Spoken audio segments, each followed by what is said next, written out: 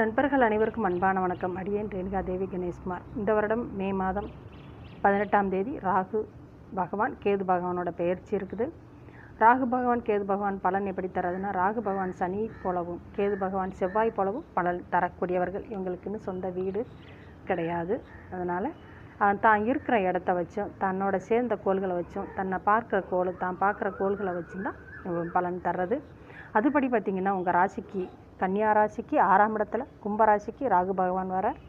உங்கள் ராசிக்கு 12ஆம் இடமான சிம்ம ராசிக்கு கேது பகவான் வரார். இந்த 6ஆம் இடத்துல வர ராகு பகவானால் உங்களுக்கு மேன்மை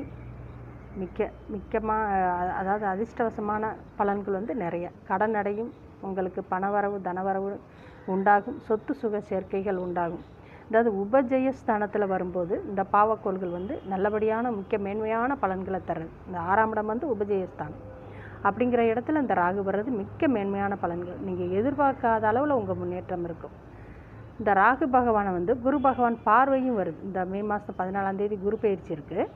அதுக்கப்புறம் உங்கள் ராசிக்கு 6ஆம் இடத்துல இருக்கிற ராகு பகவானுக்கு பார்வையும் இருக்கிறதுனால இந்த அளவுன்னு சொல்ல முடியாத அளவுக்கு இந்த வருஷம் உங்களுக்கு வெற்றிகள் நிறைய.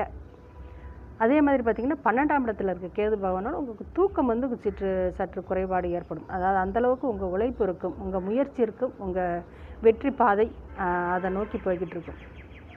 வெற்றியை நோக்கி உங்களோட மனமும் பாதையும் போகும். உங்கள் தொழில் மேன்மையடையும். ரொம்ப சிறப்பாக இருக்கும். இந்த ராகு கேது பயிற்சியினால் மிக்க சிறப்பு இந்த கன்னி ராசிக்கு. நன்றி நண்பர்களே, மிக்க நன்றி.